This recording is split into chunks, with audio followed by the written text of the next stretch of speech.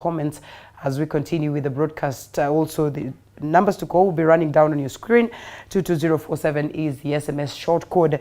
A bit from the usual, or away from the usual Fridays, we get into this serious discussion as we steer you through the possibilities of what would play out in this very crucial moment of Friday. So, at a time like this, 5 years ago, the country was still reeling from the nullification of the presidential election on the account of misconduct on the part of the IEBC, and therefore the Commission was once again before the highest court defending its conduct of the August 2022 election, saying the accusers are on a fishing expedition in a defense that touched on most of the 9 matters marked by the court for determination.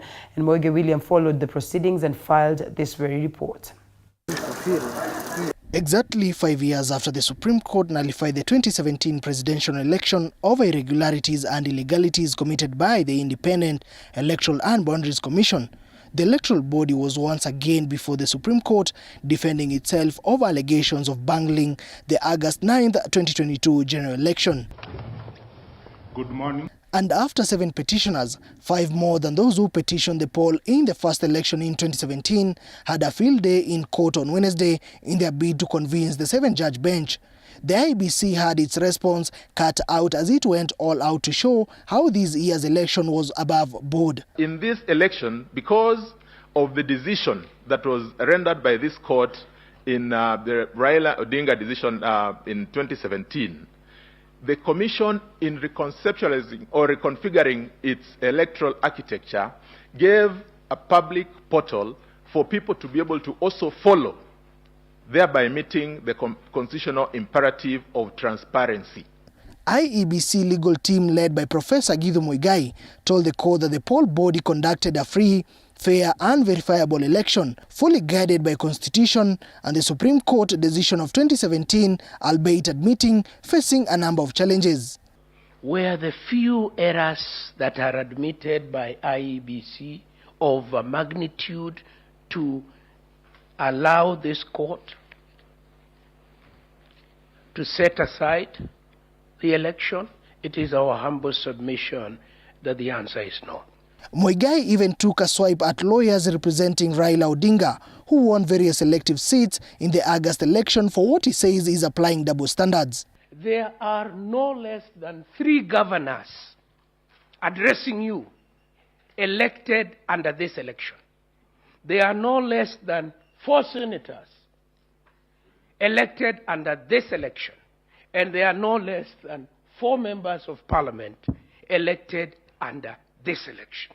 Are they happy with their own election? If they are, how then is it that this election is irredeemably flawed? On the allegations of tampered election forms, IEBC, through its lawyer Kamau Karori, was quick to water down claims of doctoring of Form 34As, stating that petitioners' agents ought to have raised it at the polling station after counting of votes. No one here is saying that there is this particular Form 34A that is different from the ones that were received.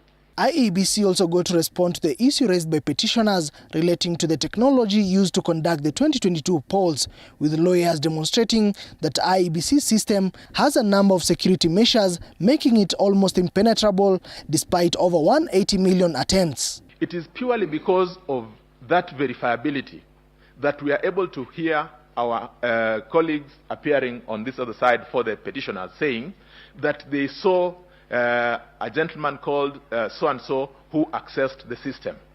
So-and-so accessed the system because of verifiability. The presidential petition hearing entered its second day, with the 7-judge bench led by Chief Justice Martha Koome expected to retire on Saturday to write their findings and have until Monday to deliver a verdict. If the court upholds William Ruto's win, then the swearing-in will take place on the 7th day following the date on which the Supreme Court renders a decision declaring the election to be valid. If the Supreme Court nullifies the presidential results as witnessed in 2017, a fresh election will be held within 60 days. Moige William, TV 47. And so IEBC Chairperson Wafula Chebukati says he's being vilified for simply doing his job in accordance with the law. Through his legal team, led by Professor Githu Muigai, Chebukati says the 4 IEBC commissioners who distanced themselves from the declaration of William Ruto as president-elect were influenced by external forces to ensure the presidential election came to a premature end.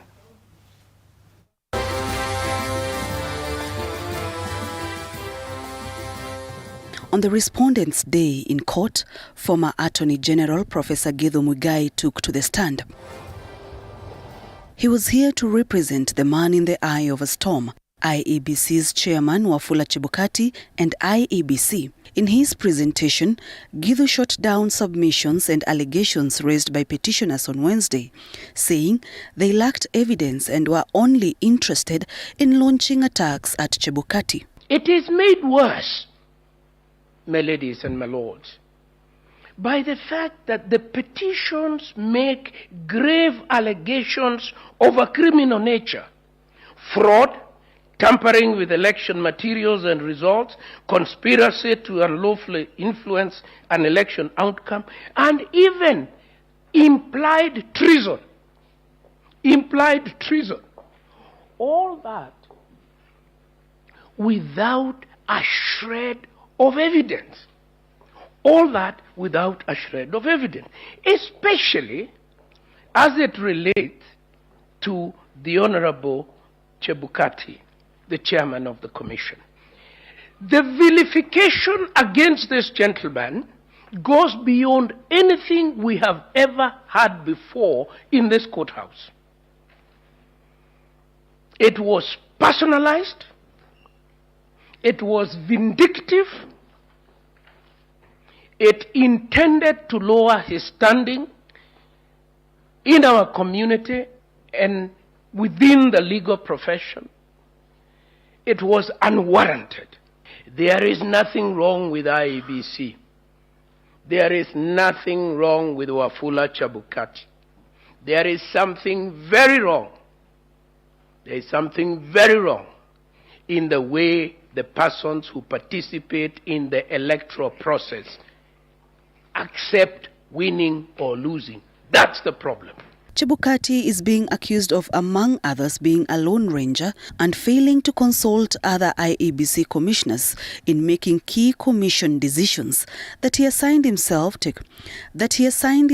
a non-existence role of national returning officer, and that he engineered a rigged presidential election after failing to actualize the recommendations of the KPMG report. Besides taking over the tallying, verification and declaration of the president contrary to provisions of the Election Act. This petition is about numbers. It is ultimately about numbers. The petitioners have tried to argue every other point except numbers. Lord, the court at paragraph 287 says, the duty to verify in Article 138, which I've just referred to, is placed squarely upon the Independent Electoral and Boundaries Commission, which was the first respondent. It is exercised by the various agents or officers of the first respondent.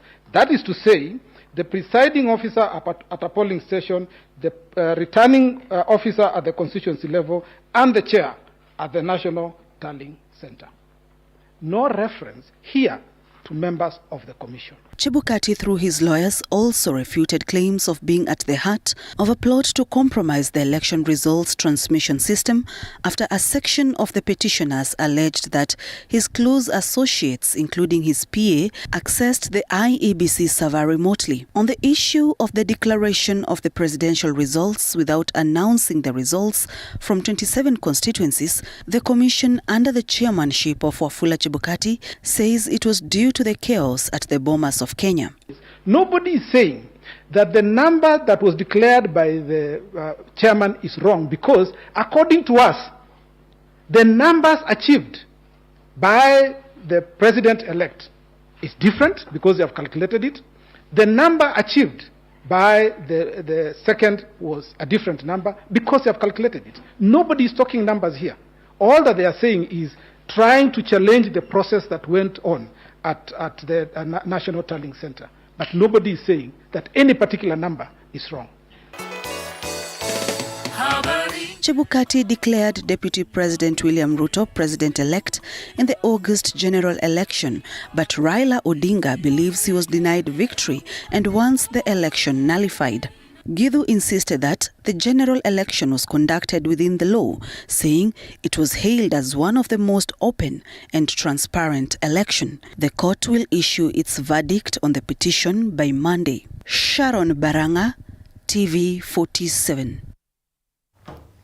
All right, that very last story by Sharon Baranga, and equally the other ones that we've played before, will be forming the basis of our conversation, but not to delve much on the Supreme Court hearings.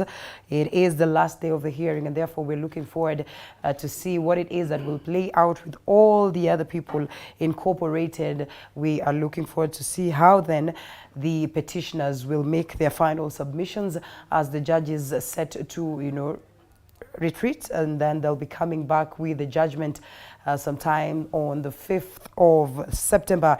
That is on Monday, and so we'll be looking forward to that. I have members of parliament that as well are elect and will seek to represent their very own people at the level of parliament. As we look forward to the 13th parliament, lessons to draw from the previous parliaments that we've heard, and reports that the 12th parliament has really not performed as per expectations, and therefore we seek to see whether the 13th parliament will raise the bar and will do things differently.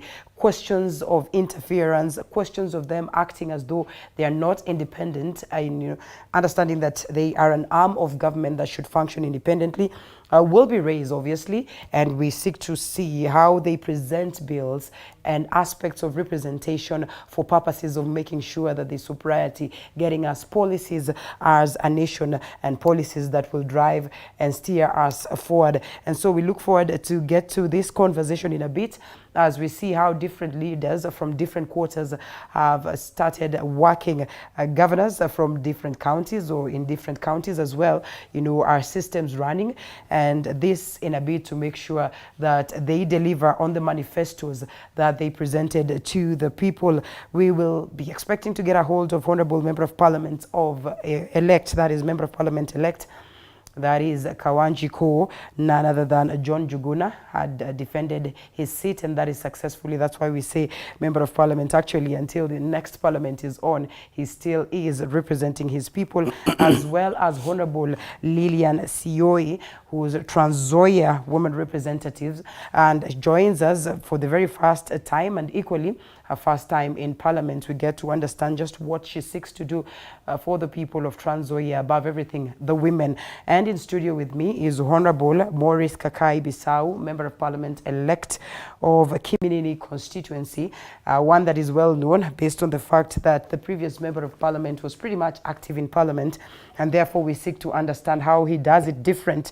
Initially, he had gone for the gubernatorial position and of course took a different position, and we now understand that the Trans Nzoia gubernatorial position was successfully, accorded to none other than Nasembeya, and we get to see whether they are going to have, that unity of purpose in terms of making sure that this is a better county as they represent their people. So we get to this conversation. We ask that you part and parcel of it. Once again, the hashtag is Morning Cafe at Linda_Lela TV47KE across all our social media platforms.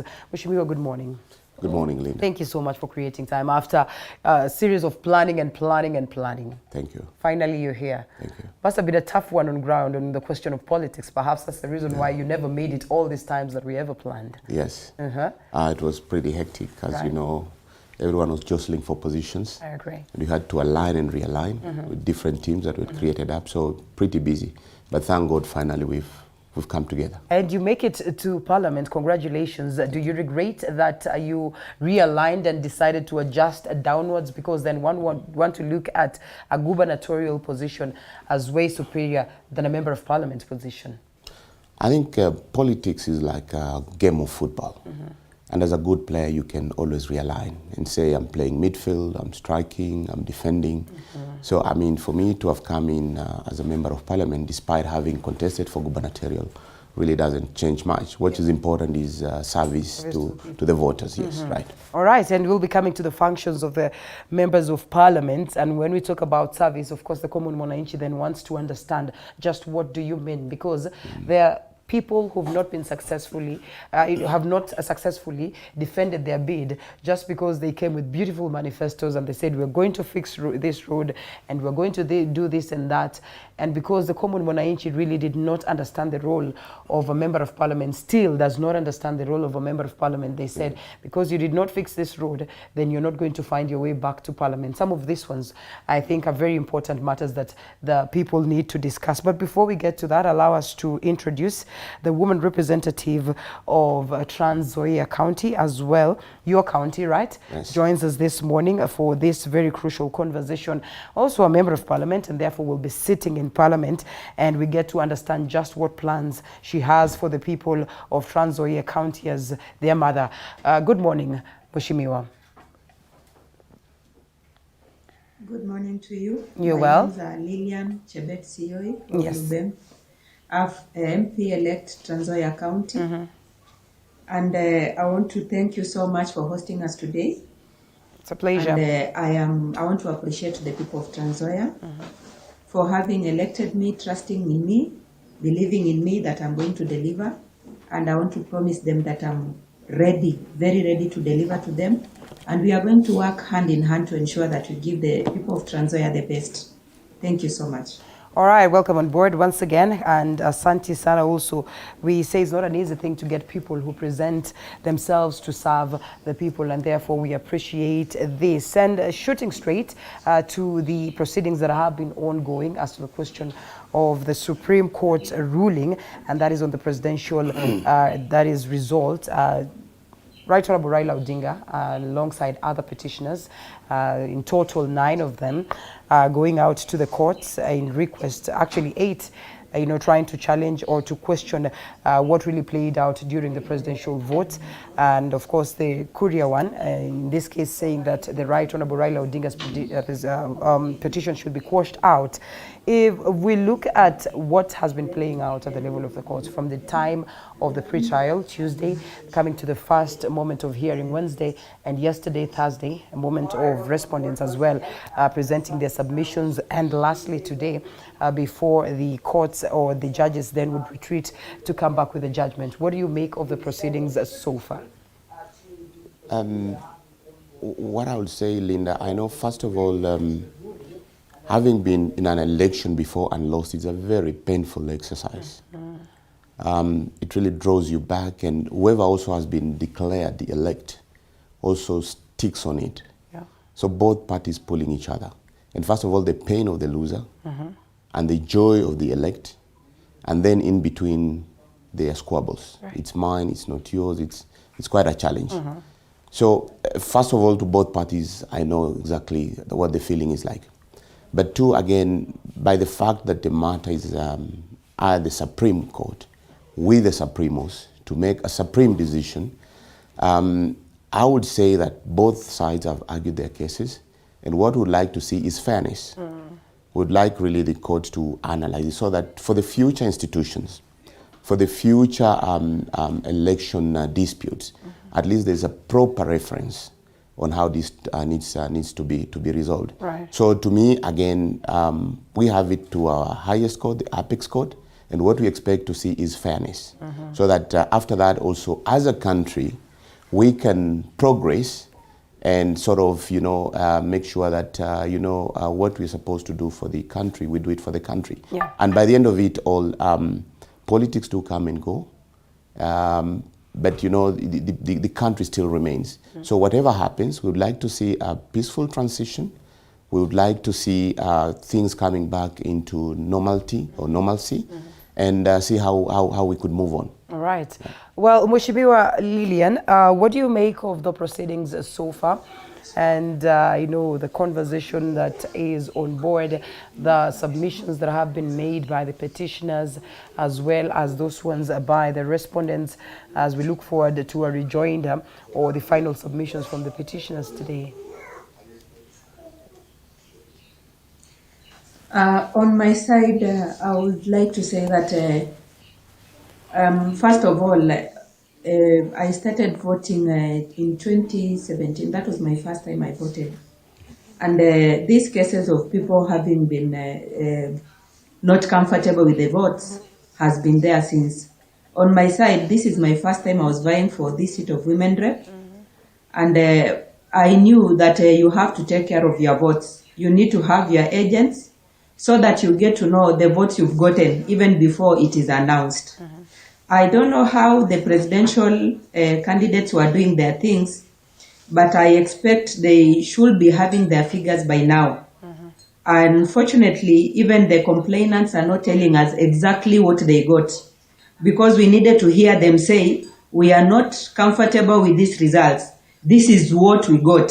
From our tallying, this is what we got. Lillian. But their argument is not telling us what were their votes. Lillian, don't you think that whether you have agents or not, as a Kenyan, as a contestant, then your vote should be protected regardless?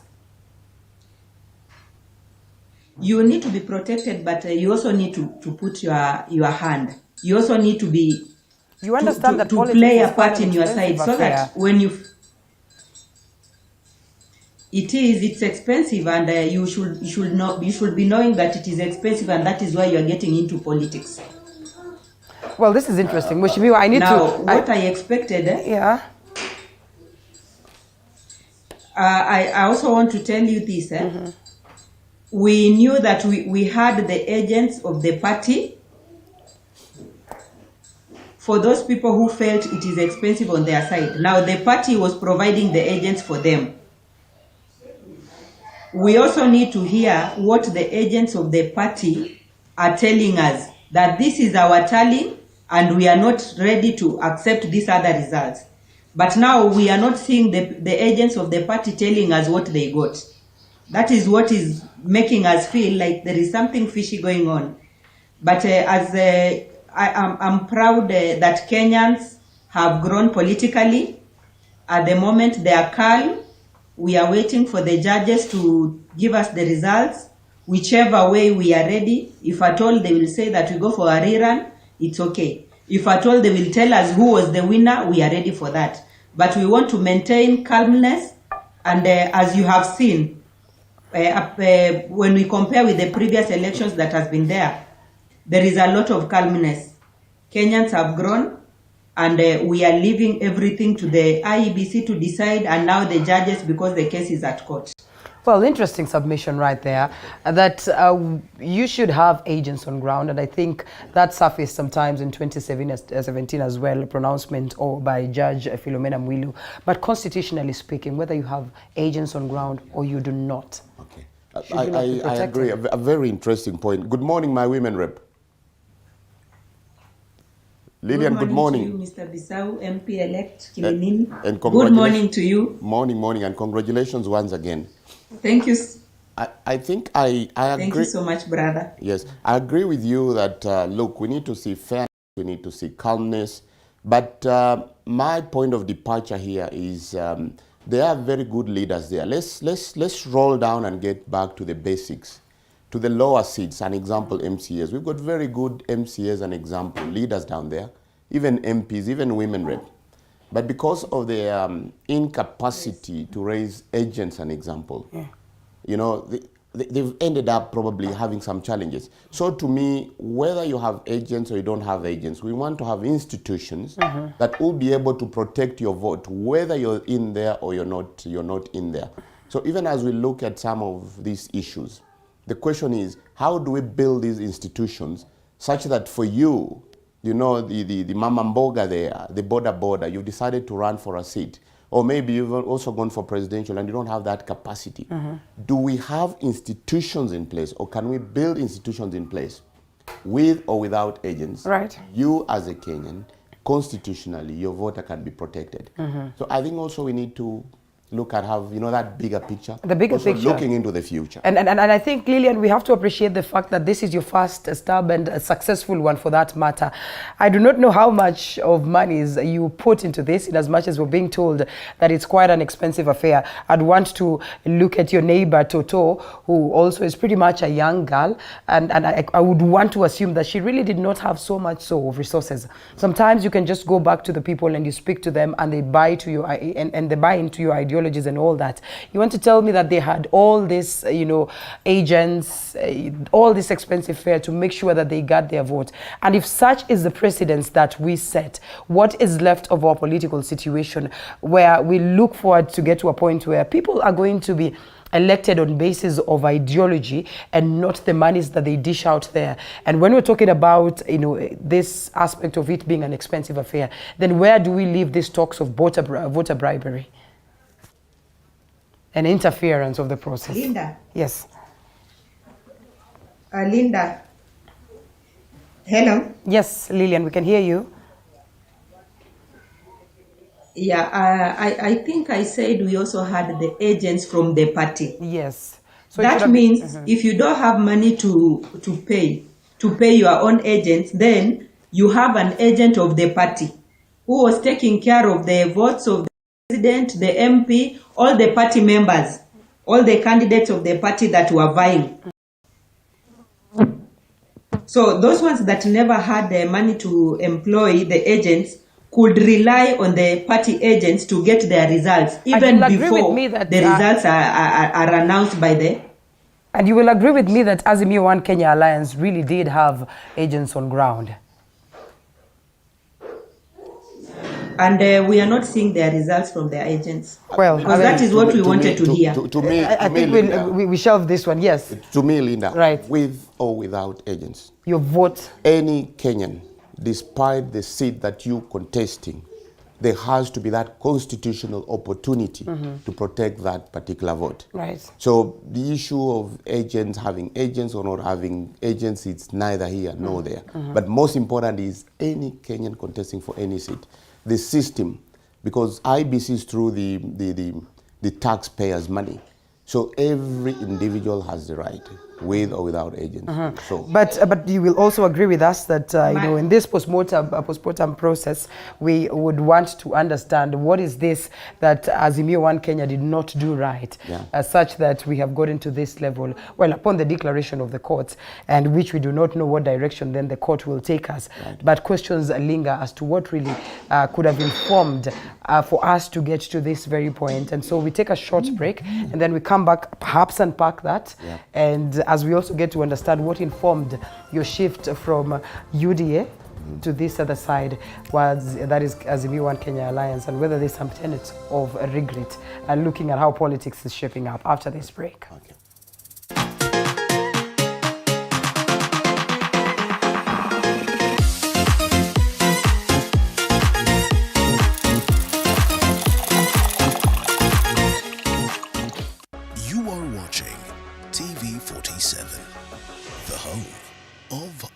Stories. Je, maumivu ya kichwa na kukosesha amani? Despite being visually impaired, he is a jack of all trades. It is our quest to find answers on how to take care of children with special needs and those with disability. You do not need to see musical notes to understand music, but rather to have your soul feel the vibe.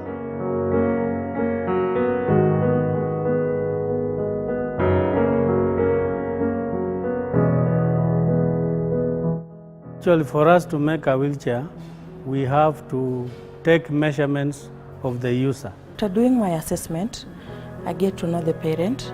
I get to know the heaviness she's carrying.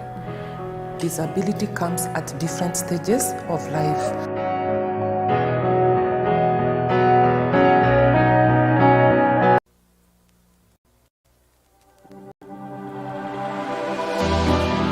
How well do you know what's happening around you? Morning Cafe with heated political debates, Baraza la Siasa, hiyo kitu azungumzie, aangalie hali ya maisha ya watu. Informative health discussions, business, farming, tasty Wednesday, fitness Thursday, and feel good Friday with amazing DJs, celebs, waimbaji, kuna comedians, alafu kuna wajibu.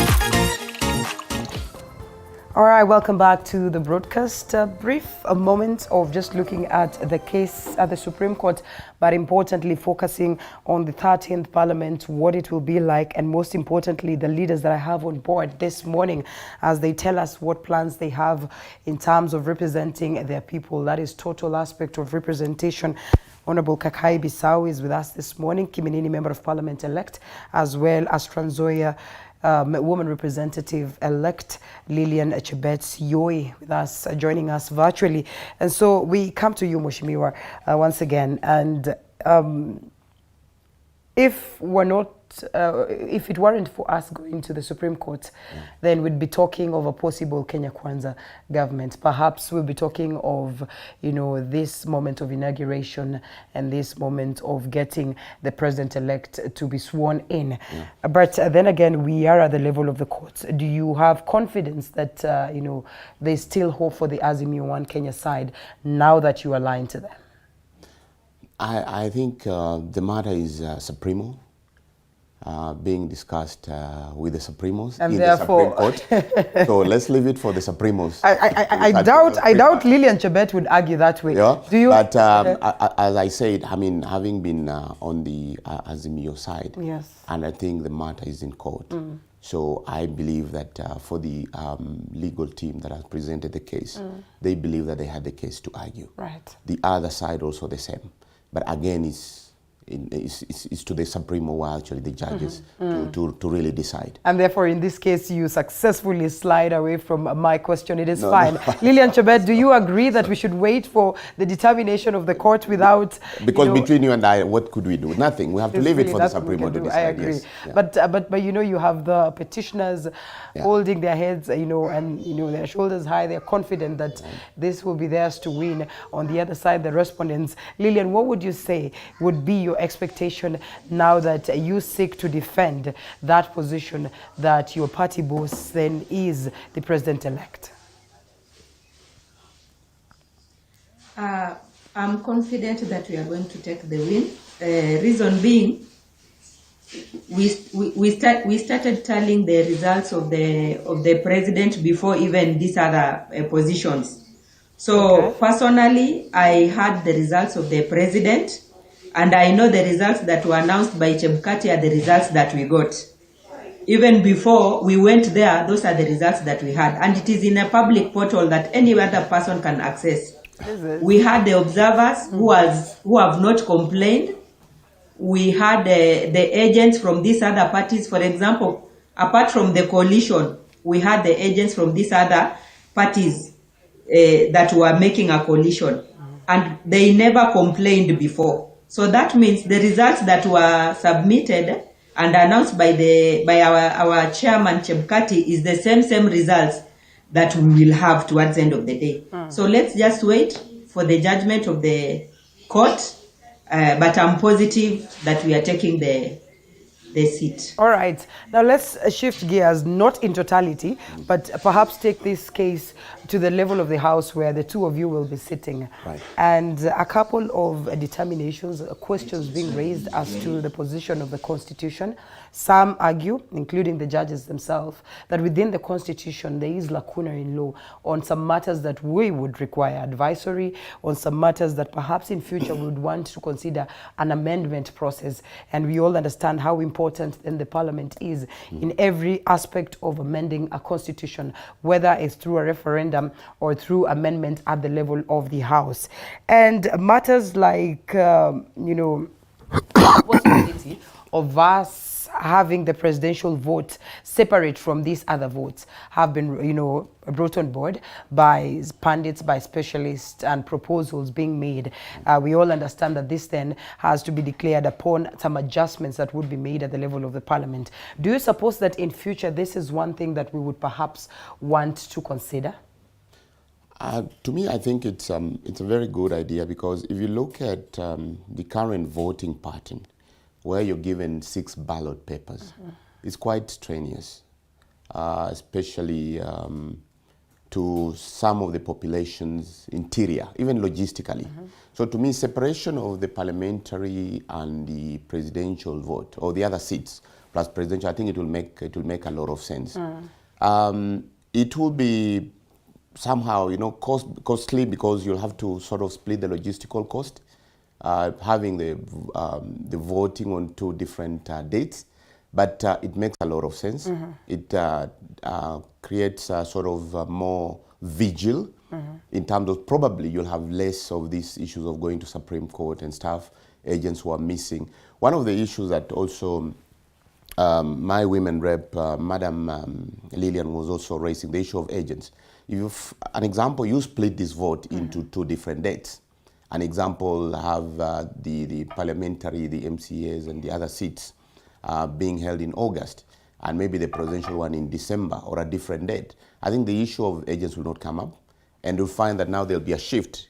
Already, if the member of parliaments have been picked, the MCAs probably will also play that role of agents. And then you'll find that there's a little, you know, noise and back and forth, and, you know. So, by and large, I mean, it's quite a burden. 6 ballot papers, you know, given to one single person.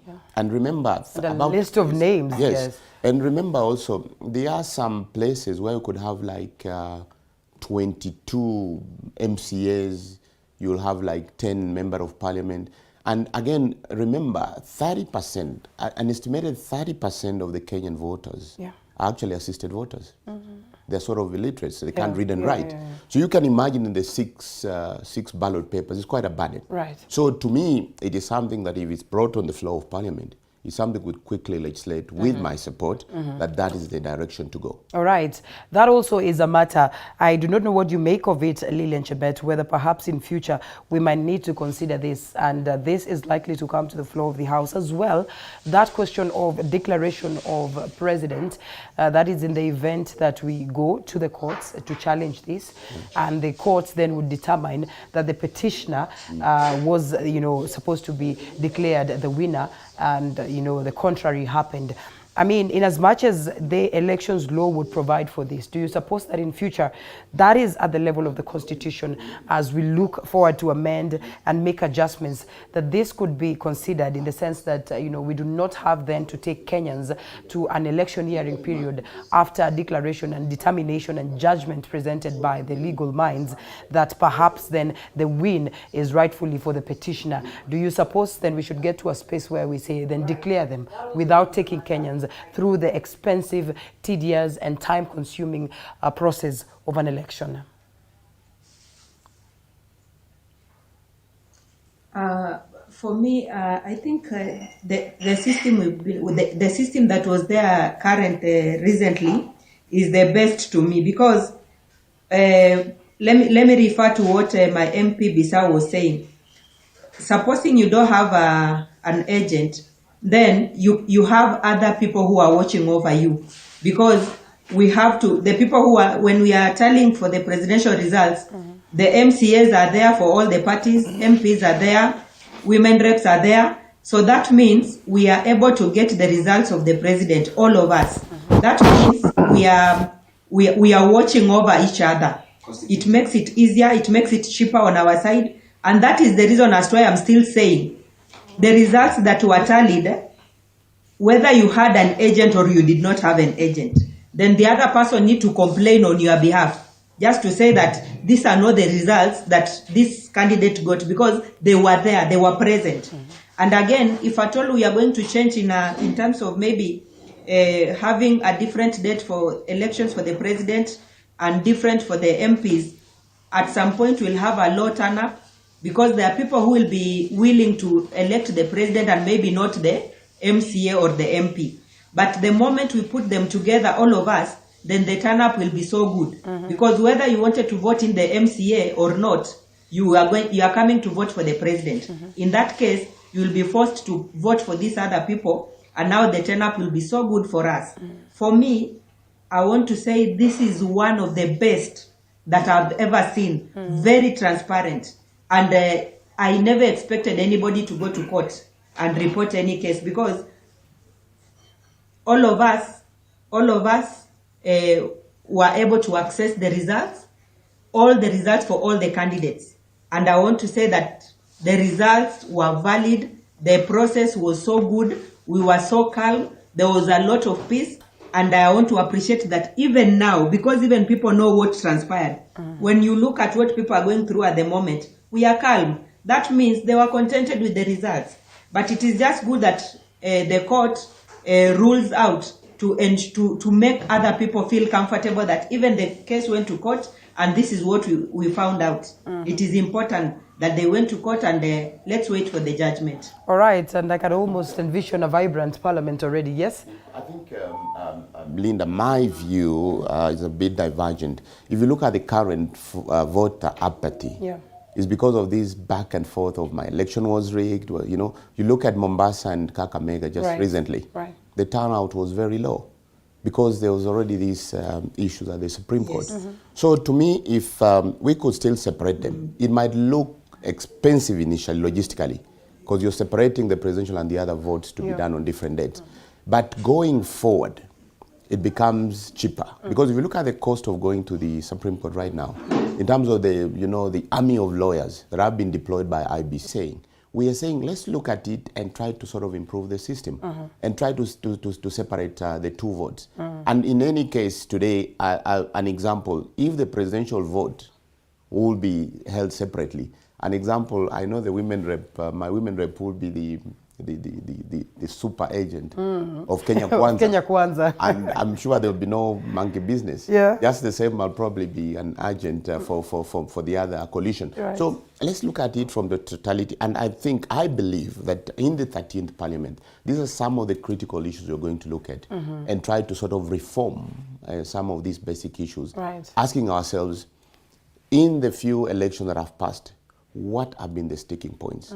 And going forward, what can we do to sort of, you know, bring some changes that will be long-lasting, at least to reduce that anxiety and, you know, the back and forth we are going through, you know, so that, you know, already you can see that these issues of going to the Supreme Court or election, and I'm saying this out of experience.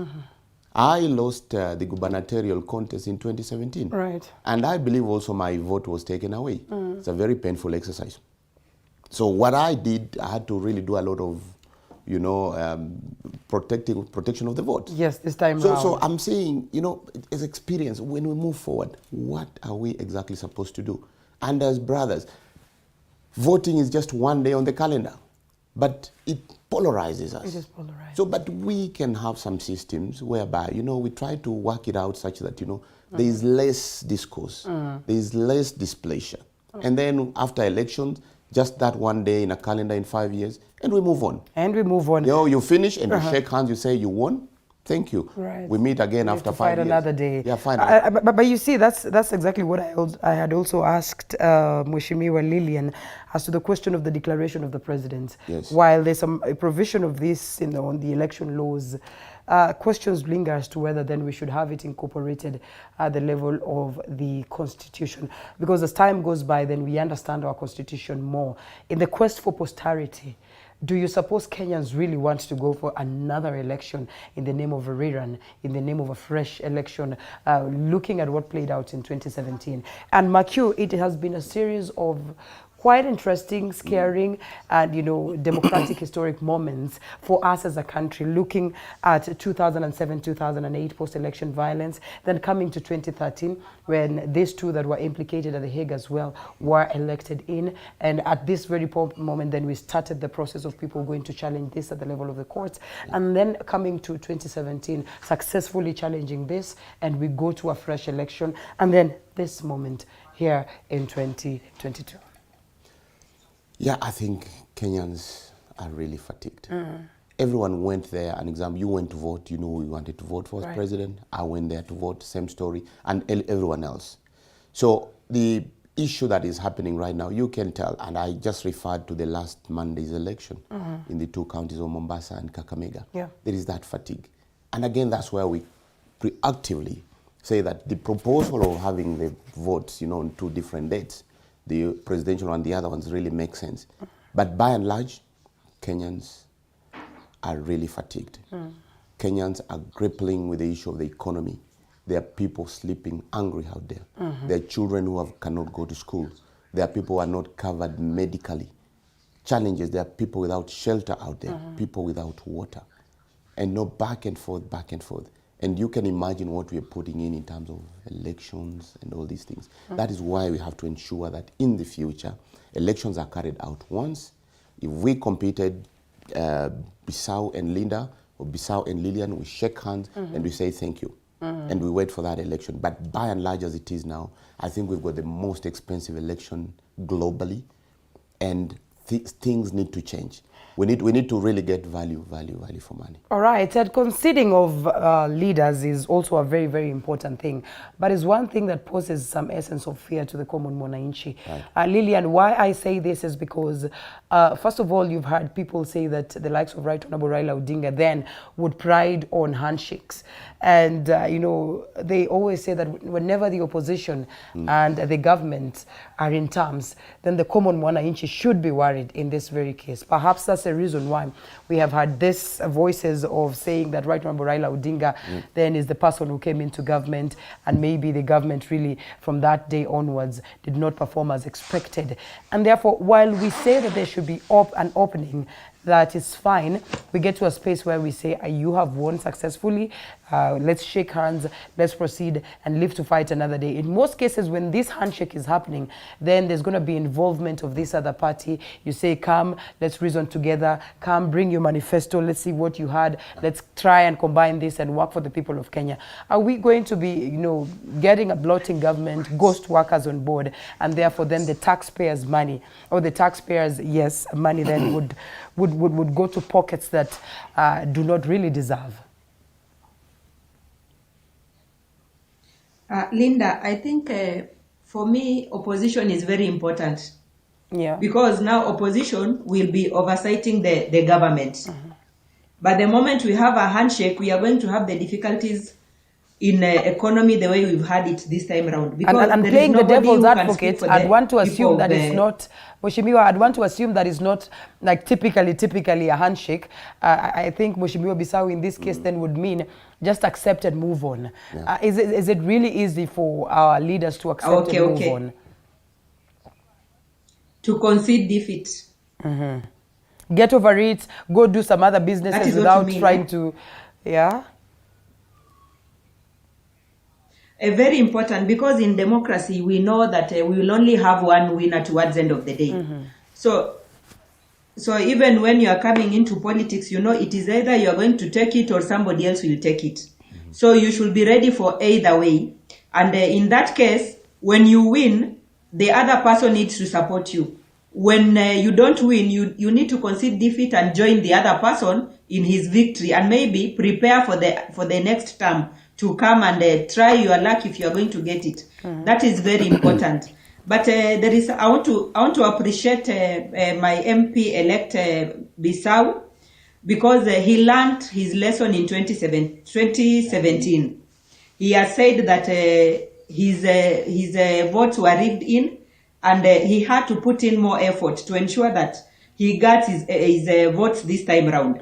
This is a lesson that ODM should have learned, because for the last 4 elections that we've been conducting, we've been having him complain of his votes being rigged in.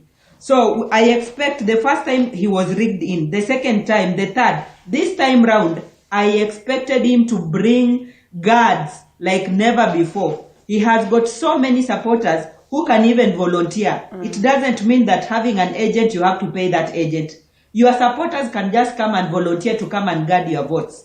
Now that you know so well that your votes has been rigged a number of times, this time round, and you know he had only one bullet, I believe, that we don't have another bullet after this. This one bullet needed to be guarded, and I expected MP-elect, and I know he did that. If you ask him so well, he'll tell you that he guarded his votes, the votes of his president, and even the governor in Kiminini. When he was guarding his votes, he guarded all those votes for these other candidates. So the results that we got there, I know that were guarded by him, having learned from the past experience that people always rigging results. He guarded all the votes. I it so expect much? other MPs, governors, and other candidates to have guarded the votes that the president is going to get, his votes and the votes of other counterparts. So I want to say, for us to get rid of these things, every time we are going to court, we need to sit down before we get to that day of elections. We know what we did wrong last time and what we need to do now, so that we don't repeat the same mistake that we made last time. But to me, I mean, Linda. So I don't know my MP elect. Yeah, I think I need to say. My MP elect. Yes. A good student who learned from 2017. Yeah, I think, Lillian, that was really bare knuckle. For me, what I'm looking at, institutions. I'm looking at the future. It shouldn't be a do or die affair. It shouldn't be. I mean, elections come and go. I know it's really painful. You're so lucky. You've just walked in, you got the seat. But for many of us who've gone through that part, it's really a painful affair to lose the seat. Just like also you'll win the seat also and it's taken away from you. But I think I learned from you. Yes. So what I would like to say, Lillian, I took the lessons from you. Oh, can you tell us more? To God, eh? Okay, but what I would like to say... Yes, I remember we sat down and you told me so many things about politics. And I noted them down. And during that day, I had to guard. Okay. And I mean, Kenyans need to know that politicians are friends after all. They'll meet over coffee, they'll enlighten each other, and so we shouldn't fight. Remember that Lillian is elected on UDA. And on this side, you are Team Azimio One Kenya Alliance, right? DAPK, yes. DAP, Democratic Action Party of Kenya. But what I wanted to say here, Linda, and to Lillian as well. Lillian, what I'm looking at is institutions. Your son, your daughter, your grandchild, and the future generations, with or without agents. Can we have a constitution in place that protects their votes, such that whether you have agents or you don't have agents, you're able to sell your policy and sit back and people will go there and elect you, just like the other developed countries, like what happens in developed countries. That is what I'm talking about. Forget about what is in the Supreme Court today, what the Supremos are discussing up there. But going forward, when the books of history will be written, you and I as legislators, can we have institutions in place that already we set a base whereby with or without agents, or with or without... And I thought we had the observers. I mean, observers aside, can we have... we had the observers. Yeah. We can have observers, but for how long... And have you gotten any information? But for how long will we rely for observers, which most of them are foreigners? Does it even count as such at the level of the courts, their submissions? And we all understand that, even at the courts, this has been raised before, that, they had observers, they gave it a clean bill of health, others gave it a report that really did not appear to be the case on ground, and therefore lots of questions on board. Actually, what I'm looking at, for how long shall we be relying on observers, who are most observers are actually outsiders? Why can't we as Kenyans run our affairs? Have institutions in place with systems, with a culture, whereby people can freely make their decisions, elect their leaders, and after that, both leaders shake hands, including their supporters, even join you during the homecoming party or the prayer meeting, and say, yes, you managed, you sold your agenda, the policies, they are better than mine, you've been elected, let's move on. That is what we are looking at. But if we keep back and forth... I thought that body is IEBC. Yes. Yes, IEBC, but constitutionally. IEBC. And also building the culture, because our culture today is a bit sort of backward. What we look at, so long as you pick it and you run with it, you don't care really what happens. And the same thing will keep repeating in the next elections. If we don't fix it now, ensure that we're starting to create that culture whereby, you're voted not because of the amount of money you have or the number of agents you'll put in the polling station, but because of the policy you've sold, and everyone will respect that, without much interference in terms of the voting system. That is what I'm talking about. And Lillian, you must be privy to the predicament that former Kakamega Senator, that is Cleo, is going through as it stands right now. All this in a bid to first secure and protect the vote. Lillian. I think he did that, and I'm happy that he considered defeat. But we knew that seat we are not going to get it. It was not ours. Baraza was ahead of us. I thought you have Mudavadi and Wetangula. How did you know that? My women. That, yeah. How did you know that? We've been conducting the polls ourselves. Okay. And did you tell Honorable Cleo not to waste his funds? I mean, it could have been the most noble thing to do, to say that. Well, he was putting in, you know, you cannot stop, when you started a journey. You need to weigh your strength. So he was weighing his strength so that next time when he comes, he knows what he needs to do better. And he's somewhere, by the way, he tried. We didn't even expect that from him. Is it? He was picking it up so well. Oh, this is interesting. This is interesting revelation. But then again, look at the troubles and the predicaments that he goes through right now. Mheshimiwa, once again, in a bid to protect or also to, you know, just get to secure this vote. And questions again are, does it have to be a do or die affair? Mheshimiwa just tells us that actually they did not expect this. I'm surprised. I would have expected for them to say that they did not expect this in Mombasa County, knowing the gains that Abdul Somad had made. But in Mombasa, in Kakamega, it appeared like it was theirs to win. But Kakamega, it looked that way, because if you look at about 10 parliamentarians, parliamentary seats were owned by Azimio.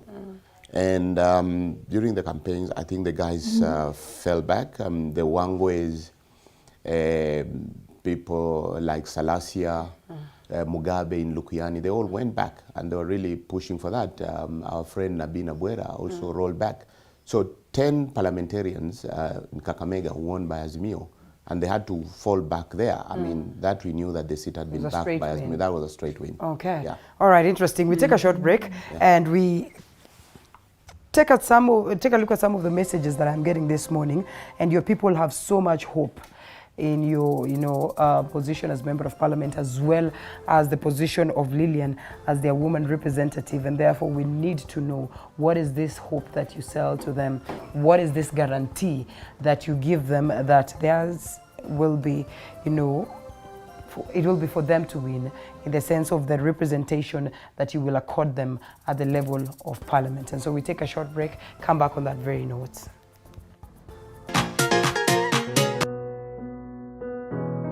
Despite being visually impaired, he is a jack of all trades. It is our quest to find answers on how to take care of children with special needs and those with disability. You do not need to see musical notes to understand music, but rather to have your soul feel the vibe.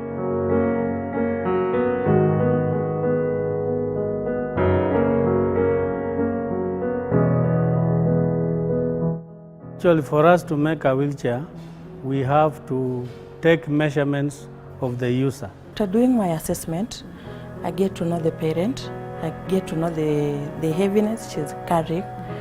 Disability comes at different stages of life.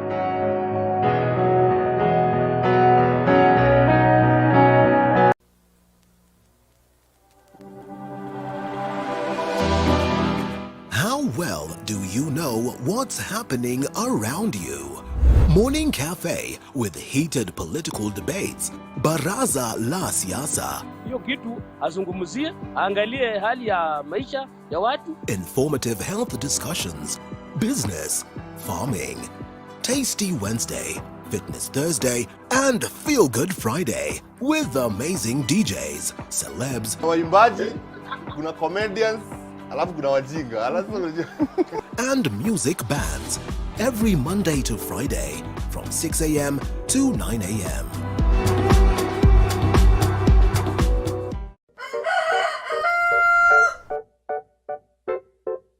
The next set of millionaires are farmers, as we know agriculture has been and still is the backbone of our economy.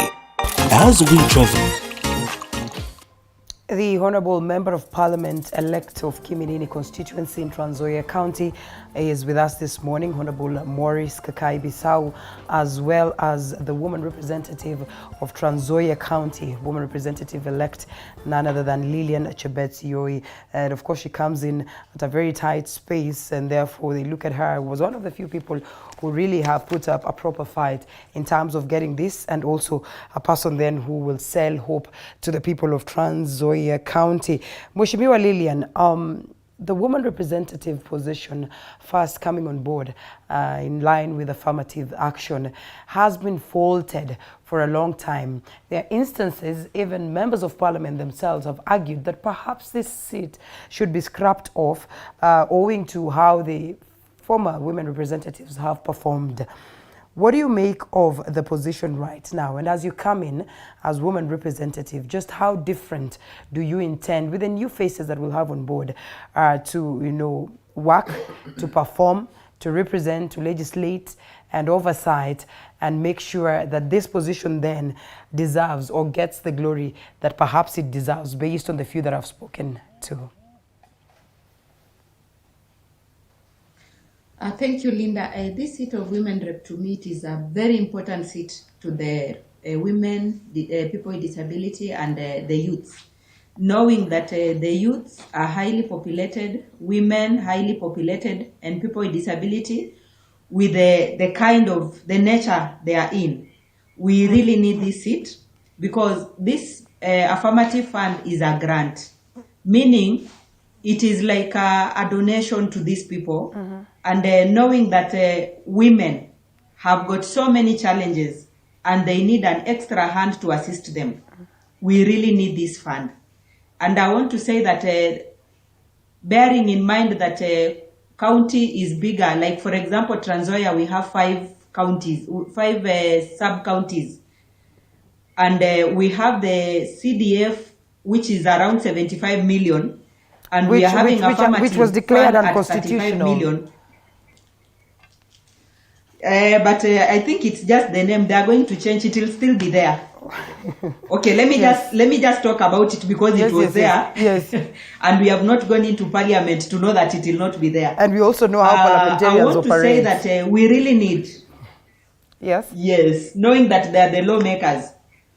I know they will retrieve the fund. They will do that thing they say. All right. I want to say, yes, I want to say we really need to empower our women.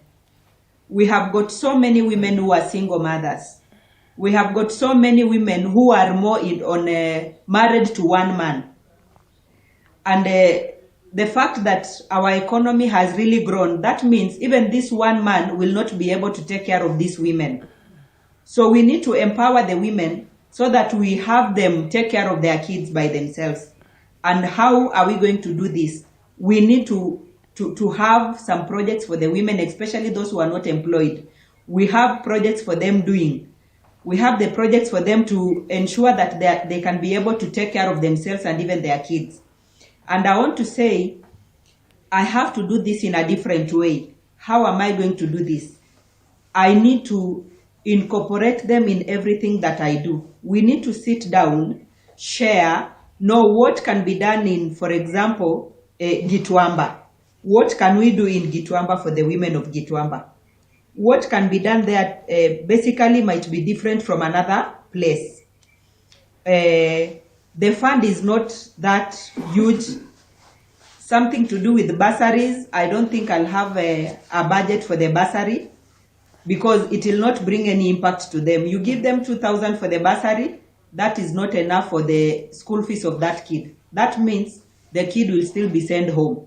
So I want to ask my people from Trans Nzoia, we will work hand in hand with the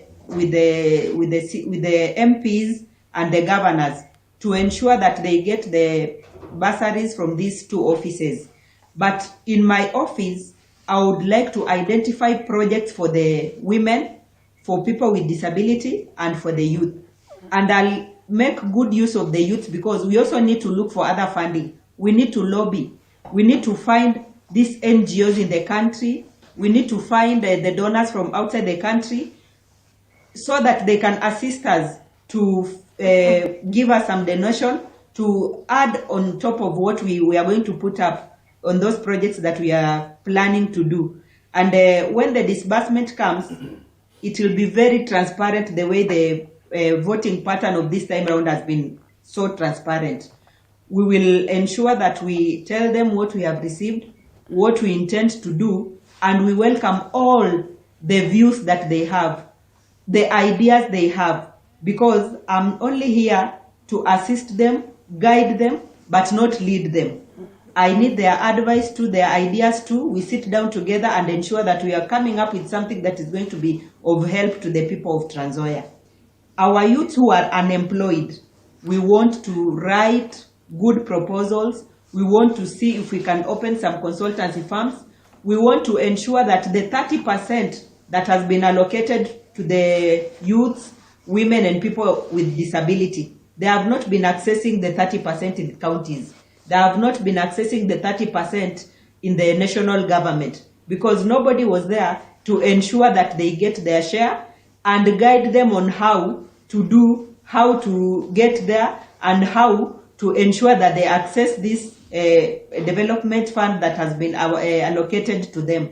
So I'm there to ensure that they get their rightful share, the 30% that I'm talking about, and the Affirmative fund will be shared among the 35 counties equally in terms of projects having been set up for them. Well, interesting, and as well, we understand what is stipulated in the Constitution as to the role of a member of Parliament. 3 key roles, yeah? These 3 roles really would not require for someone to perhaps take money down to the people, would not require for someone to perhaps go and come up with a very nice manifesto. I have the manifesto of KANU, 1992. And you know, we always go back to some of these documents to see to it whether indeed the leaders really coded what it is that they promised. And in most cases, you'll find members of Parliament with beautiful manifestos. Sometimes we ask ourselves, on basis of what? Lobbying, like Mheshimiwa would rightfully put it. And this is their biggest downfall as well, because when you do not deliver what it is that you wrote in your manifesto, then people look at you with the lenses of you did not deliver. Yet we understand pretty well the roles of a member of Parliament as enshrined in the Constitution. Do we lie to our people? Do we lack civic education? I agree with you. When I ran for governor, I had a clean manifesto. I looked at what was expected in the county, and I know I'll do A, B, C, D, based on that. Running as an MP, I didn't have a written manifesto. I had just a few clear points on what I need to do to the people, based on the expectations from the CDF funding, and also funds that I could sort of mobilize from friends and partners, especially outside the country. Yeah. So, yes, if you critically look at it from my political experience, what Mwananchi want to see out there is, walking the talk. They read less, and what they want to see is action. Things, everyday things that touch their lives. Right. So, like in my case, there are many children out there who want to go to school in Kiminini. And I realize that the challenges we have, an example, a day scholar requires like 9,000 to 10,000 bob a year. That is the school fees that is given. But you'll find that some of the people were getting like 2,000, 4,000. So to me, what I've said, we need to pay these bursaries in totality, 100%. If a kid is been informed of getting a scholarship from a bursary from the MP, it has to be the 100%. That 9,000, 10,000. Ensure that there are no hassles, the kid can concentrate to go to school, and the parents can also focus on other issues. That's what we are going to do. But there are kids, bright children from poor homes, which in my intention also is to have, a focal point, liaison persons in every ward. These kids, like an example, you find a kid, maybe it's been taken to Alliance High School. That kid will be paid in totality. Now I'm saying this also keeping in mind that CDF does not have enough funds. Yes, I know you mentioned that this CDF has sort of been pulled back. But I can tell you that CDF will be there. And in fact, we'll be lobbying for CDF to be increased. Interesting. Because that is the only fallback position to most members of parliament. I might say maybe I'm lucky based on the international experience and having opportunities to work out there. I could do a proposal. Now that I have mandate of the people of Kiminini, I'll go out there and mobilize more funds. But there are other MPs who rely solely on the CDF fund. So that fund has to be there, and we'll protect it, and we're going to ask for increase. Wow, interesting. And in fact, if you look at it critically, and you did a survey in counties, the most critical, fund that Mwananchi has failed is that CDF. The CDF handles what? Security and education. Security, education, there is sports, there is also environment. Yes, and I mean, we have seen lots of questions of corruption leveled against members of parliament as to how they've handled the CDF. Yeah. I mean, are we going to get accountability that is really going to be, going to justify the fact that we really need this fund? Accountability has to be, again, it also depends with the individual leader. Yeah. But accountability should even be at the peak, because look, this is about 150 million a year, so it's not much money. Right. I mean, by and large. So you expect that every coin is accounted for.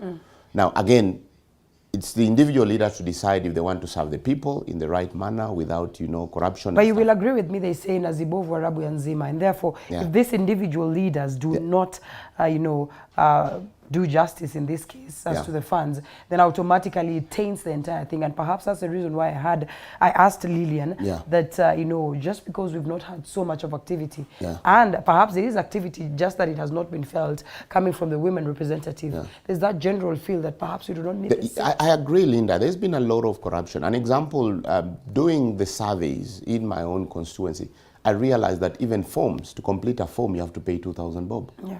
Now, for that peasant farmer down there, even raising that 2,000 bob is a challenge. So there's been corruption. We've seen situations where, some constructions are actually collapsing. There are cracks. That means that, there was no proper, identification of those contractors. There were some shortcuts, in the quality control. So yes, corruption is there.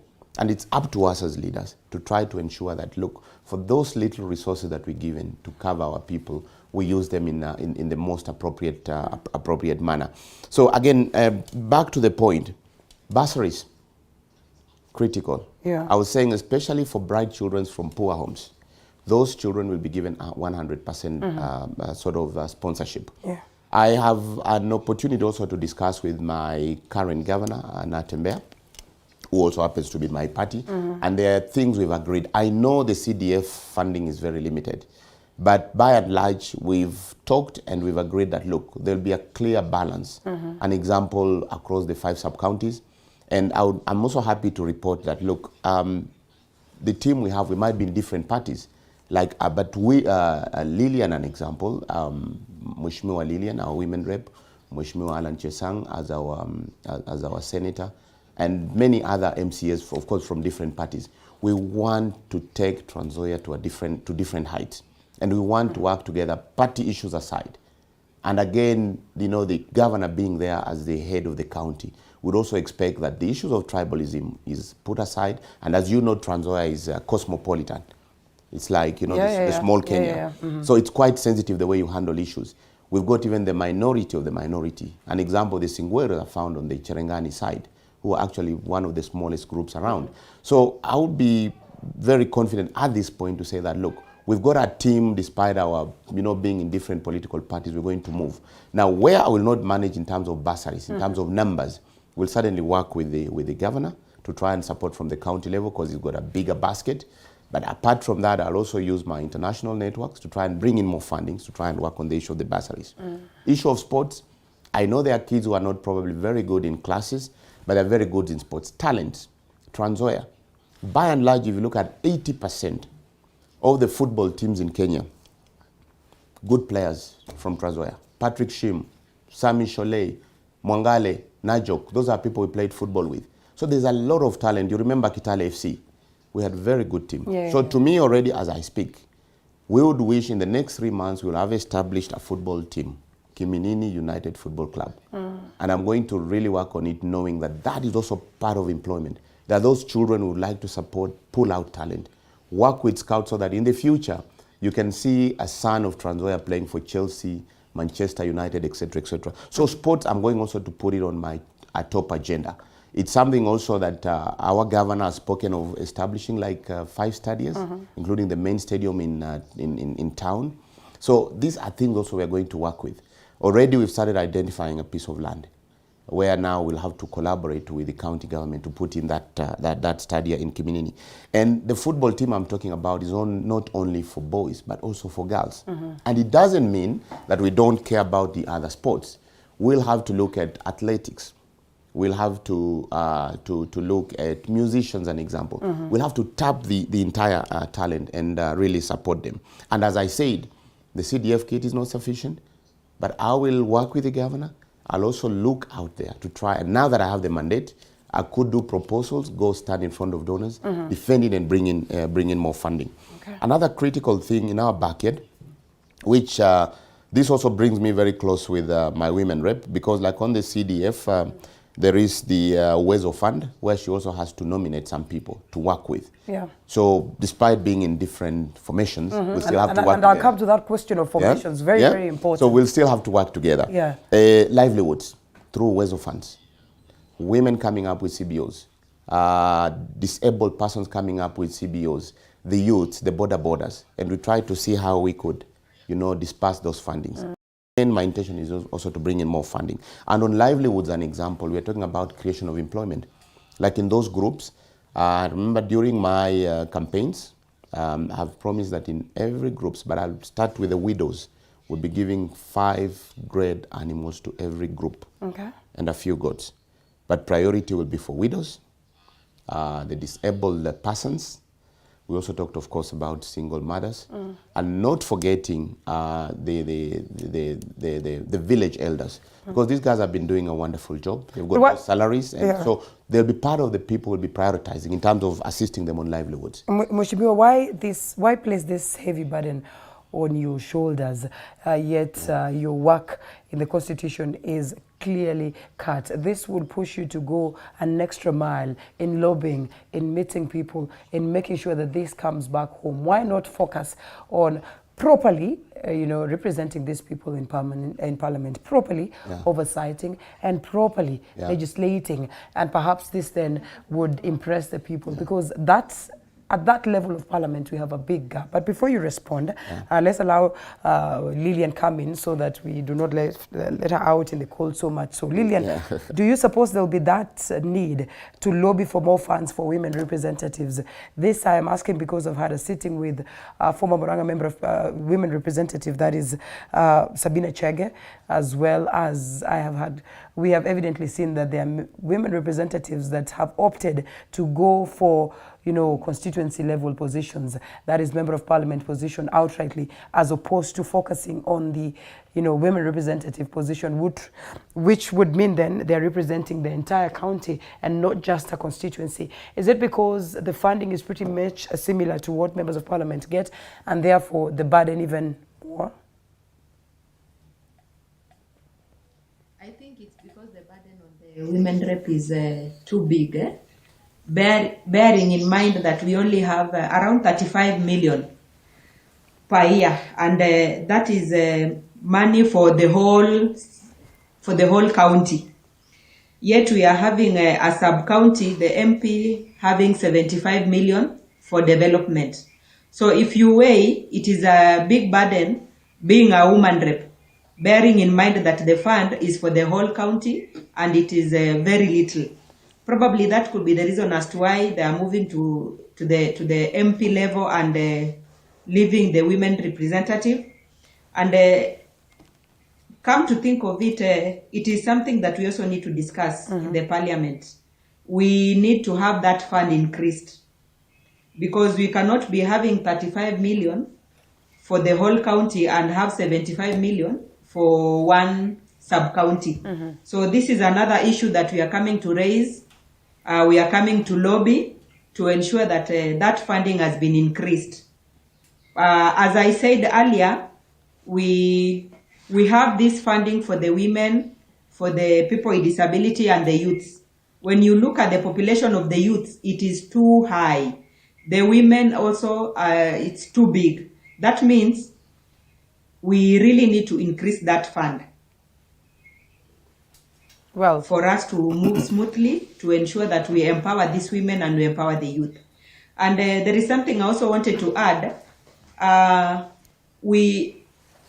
Personally, as a woman rep, I think I'll dwell more on the people who are vulnerable, the poor, the people that I'm going to assist, or the projects that I'm going to put up. I'll measure in slums and in remote areas, because when I started my campaigns, I realized the level of poverty in the villages is too high. We are living two different lives. The life we are living here is not the same life that people are living out there. So we really need to start empowering people from the villages to ensure that at least they are able to see money. Those people, they don't see money completely. They only hear about money. So when we put up a project for them to generate some income, I think we would have done a very big thing to them. And when it comes to bursaries, the way my brother said, when we are giving out a bursary, we need to give a full scholarship. Because you pay school fees for a student for one term or half the school fees, you are not assisting that kid. So I really want to liaise with them, my MP, Kiminini, MPs from these other areas, the governor, and as he said, we are no longer interested in the parties. We are no longer interested in campaigns anymore. We are friends at the moment as leaders of Trans Nzoia. We want to unite and work together so that we get people of Trans Nzoia getting the best leadership. If we get united, there are things that the governor will be able to assist me as a women rep. MPs will be able to assist me. I'll be able to assist them. And even the president that will be announced as the president of Kenya. We really need to work closely with them regardless of the parties that we are in, so that we give the Trans Nzoia people the best. Bushibiwa, before we come to you, yes, Linda. We have heard of these promises before, and as you know, the year or the 5 years term then begins, and we get to the mid of it and all that. We know that there are going to be political events that would perhaps alter the relationship that exists between leaders that would have otherwise had, you know, the common goal, you know, and we have seen this with Jubilee Party, that they came in and they promised Kenyans all this. They said, we're going to work together. We are also going to incorporate that other side. And such incorporation we have seen, but equally, we have seen sharp differences as to this. What guarantee do you give your people that yours will be, you know, a leadership that will, again, involve the county government to the core for purposes, you know, of benefiting this very county for the next 5 years, oblivious of the political tides that are likely to play out? You know, when I talk about us uniting as leaders, I'm talking about one-to-one. For example, me and the governor, me and the MPs, when I need a service, I move to their office. We discuss about what I need. We can discuss easily, even me as a women, because there are things that they would really want to go through me, because I'll be having the data of the women, the data and the needs of the youth, the people with disability. So there are so many things that they will need to refer, or they will want me to deliver the service on their behalf. So that is the kind of relationship I'm talking about. All right, well, okay, we bring the same question to you, but before you get to respond to the same, why take all this burden in as much as yours is a desire to serve? Okay. Linda, you remember that my initial plan was to run for governor. Yes. And when I came in to run for governor, I had worked with the United Nations in 22 countries for over 19 years. And my plan was for the county. So coming from governor to look into 5 sub-counties, I've come into 1 sub-county. From 5 sub-counties to 1 sub-county as an MP.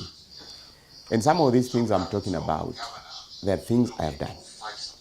Working with the United Nations Agency for Refugees, I've managed many operations out there. And remember, some of the things were livelihood. Refugees come in, you have to create roads, you have to create shelter for them, there has to be water, there has to be electricity. And in livelihoods, when I talked about cows, Trans Nzoia, specifically Kiminini, the poverty line. There are people living at less than $50 a day. Talking specifically about Kiminini. Now, to me, my approach is not to give the fish, but to give the fishing net. Trans Nzoia is a Kenyan granary. But the challenges of small land and all these things. But the best agricultural model that I've looked at, if you get like, and they always say if you give to a woman, it's like you've given to the whole nation. When we talk about the issue of giving 5 grade animals, like into a women's CBO, it will really help. Goat, an example. Nutritionally, goat milk is also very good. But the plan, when I talk about these things, these are things I have done. And I have the plan to do them. I've got the will, and I've got the mechanism on how I'm going to sort of implement that. When I talk about sports, the football team, I myself, I paid my school for playing football. If I didn't have that talent, my dad passed on when I was 9 years old. So I know the advantage of probing people, to have that talent. There are many good players there, they don't have a football boot. They cannot be, given the exposure. So those are the things I'm talking about. And what am I saying this? The poverty level, as a member of parliament, today, if they knew that I'm home, my voters, they will come home because they have hope in me. Now, what am I saying? I want to shift, from them, giving them like the 50 bobs or the little money and, try to give them some livelihood. Giving them not fish, but giving them the fishing net. So in the long run, those hopeless voters, employers of mine who've given me this mandate, try to move them, from that hopeless situation and give them some basic sort of hope. And as I said, it's not too much. I've done it for non-Kenyans in form of refugees out there, and there's nothing that can stop me from doing it to my people. You once believed in the bottom-up proposal or economic model, so to speak, and I've been following up on your politics for quite a while now. And therefore, as well, I appreciate and agree to the fact that you have been instrumental in society. When you get this name being mentioned left, right, and center, yet you've not even put a face to it, then it tells you so much. So, what informed the shift? Yes, first of all, on the bottom-up, yes, I believe in bottom-up. Because society can only grow if we start from the basics. It's like a triangle. You can't be at the apex. But if the base, which are the majority, the low class, the middle class, are not comfortable, then even as a leader sitting in State House, it can't work. So the bottom-up model, global is the best, is the best thing, not just from a socialist perspective, but also from a capitalist perspective. So yes, I believe in that. And that's why I'm talking about giving my people in Kiminini the fishing net, but not the fish. 2, about the shift. Yes, I've always been on the UDA side. Actually, I was very instrumental on coming up with a bottom-up approach, working with border borders to come up with the livelihoods, working out with different groups, very closely with the president-elect to come and put these things in place to ensure that the Mama Mboga, the border guys, there are many projects that have been involved. In fact, if you mention the name and the face, they'll always link you up in that bottom-up approach, where we've supported many different groups. But the shift was, politics is dynamic. And it's like a game of football. Can we leave it at that and take a short break and then come back and understand why it's like a game of football? Now that you said you are a footballer, and therefore you could understand better and even make us understand some more. We take a short break and we come back with more.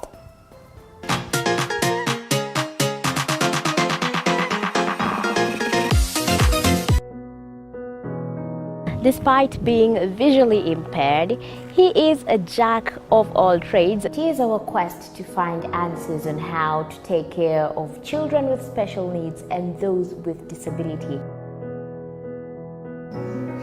You do not need to see musical notes to understand music, but rather to have your soul feel the vibe.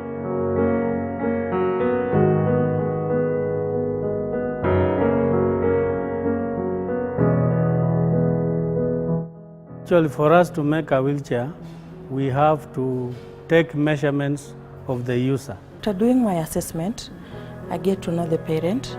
I get to know the heaviness she's carrying. Disability comes at different stages of life.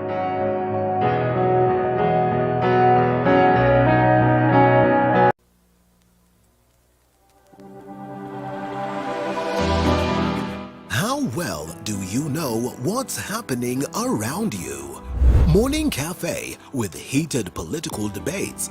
Baraza la Siasa. Hiyo kitu azungumzie, angalie hali ya maisha ya watu. Informative health discussions. Business, farming. Tasty Wednesday, Fitness Thursday, and Feel Good Friday. With amazing DJs, celebs, Waimbaji, kuna comedians, alafu kuna wajinga. and music bands. Every Monday to Friday from 6 a.m. to 9 a.m.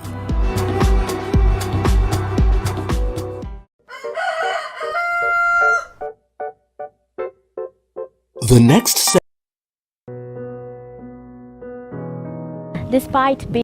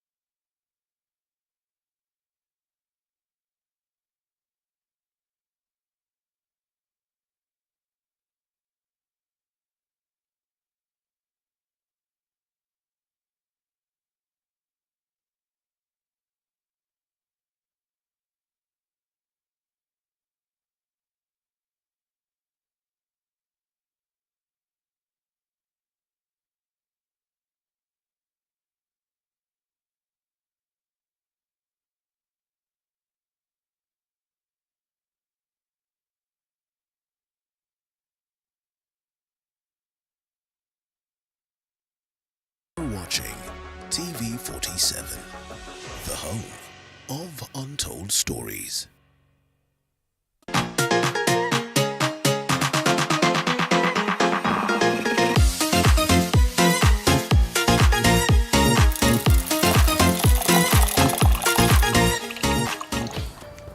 Honorable Member of Parliament-elect of Kiminini constituency, Trans Nzoia County, is with us this morning in studio, and joining us virtually, that is Honorable Women Representative-elect of Trans Nzoia County. At that very moment of football, that politics is like football? Yeah. Yes, and therefore that informed the shift? You don't go in a game just to play. Okay. You go in a game to win. Right. And if you're on a team and maybe there's some feeling that your value is a bit low, that's why we have free window transfer. Yeah. And free window transfer, That is true. for example, there might be other teams that are interested. And when you move on the other team, you also show that, look, you're worth your value for money. Yeah. You've moved to another team. It was worth paying for me. Yes. So, yes, I was in UDA. I ran for Jubilee governor. I came in second. Of course, what you're seeing in the Supremo today, we also went to court with BAMBA. Very heavy fines that time. We paid pretty heavy, but I know, like when my sister, my women rep, talks about agents, it's a very familiar story. So we've been there. And I was quite instrumental in coming up with a wheelbarrow, creating the UDA party. And then you decided to just drop it along the way. There were shifts, there were new players, there were new signings. I was still to go for governor, but those new formation, Honorable Mudavadi came in, Honorable Itangula.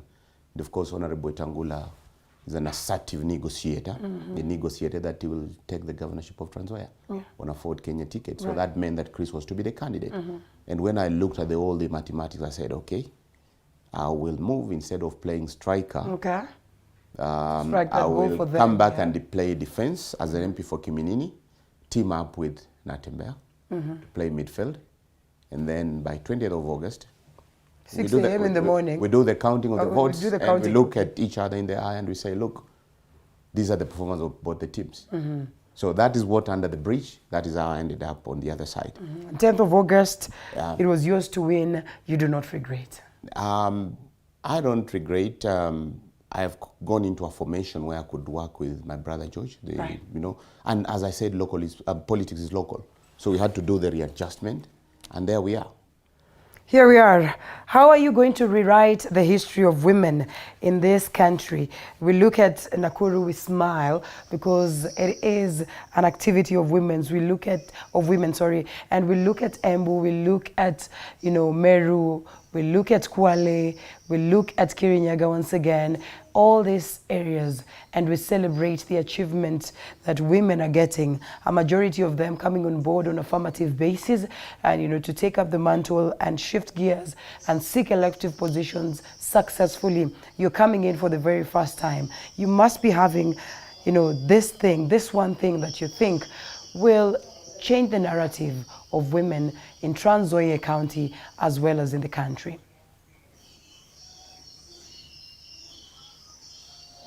Lillian. Linda, I want to say, yes, women are always true to their word. Eh? Are they? And one thing I know, women are performers. Okay. Very few women will disappoint, but a good number of women will always perform. For me, I want to say having women as leaders is a very big success to the country, because they carry the burden of, somebody said, when you empower a woman, you empower the whole community. That means when we are having a woman as a leader, then all of us will be like her children. And you know how a mother takes care of the children. That means we are going to get the best out of this leader. So I want to say, I want to appreciate the women leaders who are elected in Nakuru. And I think Nakuru is one of the counties that realized leadership in women, and they knew that when we have women as leaders, we are going to get the best as a county. And trust me, in the next 5 years, you will see the development that is going to be done in Nakuru compared to these other counties, because I know what they are capable of doing. And as a woman, having vied for women rep and having been elected as a women rep in Trans Nzoia, I want to say I won't disappoint. I know we did not see the performance of women rep this time round for the last 10 years. And probably it's because there was no participation and there was no consultation with the community just to confirm what I can do. We had misplaced priorities. We had tents being issued to the people who really did not know what they need to do with the tents. Other people kept the tents until they were eaten by rats. They were kept and they have never done anything with those tents. So we want to say, before we put up a project for people, we need to know what they need. We need to discuss with them. We need to do a background search and confirm that if we put up this project for these people, it will sustain them and it will bring income on their table. Because we are here to empower them, to ensure that they get an income coming into their pocket. But if at all we just choose the projects that will not bring anything on the table, then I don't think we'll be empowering the women. So I'm up to the task to ensure that we have something to do, and this something that we are going to do has to generate income for our people, and it has to be sustainable. For us to be proud of what we've done, we need to see the project being sustained so that we can also attend to other people that we've not attended to. All right, well, allow me to shift gears a bit. Thank you. And you acknowledge that Trans Nzoia County is cosmopolitan, but also the numbers of Mulembe Nation cannot be wished away in Trans Nzoia County. Same applies to the numbers of communities that are from Rift Valley or the Kalenjin community in this very region. What is the future of Mulembe Nation? when we talk about that, the previous governor on a Ford Kenya ticket. Well, not to delve much onto the politics of it, but just culminating from this one spot. I speak to one of the pundits and he argues that if you want to understand where Mulembe Nation is headed politically, if there is at all a future for Mulembe Nation, then look at Trans Nzoia County. Deriving from the word Mulembe means peace. Yes. But, you know, peace without unity has been the most fragmented community. And maybe as the new leaders are coming on board, we need to sort of look back, where have we come from, where are we, and where are we headed? But with the numbers, the Mulembe numbers, anywhere they are, and including nationally, we can turn tables. It's something that has been discussed over and over again, but I guess experience is the best teacher. And going forward, Linda, I'm sure there are many things you're going to see derived from, you know, the Mulembe Nation and the leadership. But for Trans Nzoia, as much as I come from the Mulembe Nation, the governor is from Mulembe Nation, the women rep is, of course, half Mulembe Nation. So, I mean, we have the numbers. So, but that all said and done, we're going to ensure that the county, an example in my own CDF, it will not just be a Mulembe CDF. You have to mix. We've got Tesos, we've got, you know, the people from the mountain. We've got different people. So we're going to ensure that there is that fairness, fair distribution, you know, of, you know, as enshrined in our Article 201, you know, Constitution, Article 201, you know, fairness and resource distribution. But going forward nationally, on Mulembe Nation, you're going to see a lot of change. Because we're going to speak with one voice. We're going to walk the talk. As the word suggests, Mulembe, meaning peace. But we're going to ensure there is unity. When we speak with one voice. Yes. If you were to advise some of your kins, or, you know, those that are your kin, women representative, what would be your advice to the elusive Mulembe Nation? Or elusive Mulembe unity. It's actually the unity that we, you know, they get to seek. So it is the elusive Mulembe unity. So what would be your advice to the Mulembe Nation? I think I didn't get your question. Pardon, please. We are focusing on Trans Nzoia and also acknowledging the numbers that the people of Mulembe then would enjoy in this cosmopolitan county. What would be your advice to the Mulembe Nation in terms of positioning themselves politically? Let me first of all appreciate the people of Trans Nzoia, because I want to say, being a cosmopolitan county, and if you look at the pattern on how we voted, I don't think we were voting in basing on the tribal aspect or the party thing. I think people of Trans Nzoia were looking for the leaders, and that is why we are mixed up. We have people from DAP, we have ODM, we have UDA, we have Ford Kenya. We are mixed up. That means we were looking for the leaders. That is a plus to the people of Trans Nzoia. And to the people of Mulembe Nation, I want to say they are still united, because if you look at the governor having their numbers being higher than any other number in Trans Nzoia, they have gotten a bigger seat on the other side, because governor is the head of the county. And the governor of Trans Nzoia at the moment as we speak is a Luya. And they have gotten a good number of seats again when myself, I'm half Luya, I'm Mulembe Nation, and I'm a Kale. So, but more, let me say I'm more of a Mulembe Nation because I'm married to Mulembe. You know, a woman doesn't have a tribe.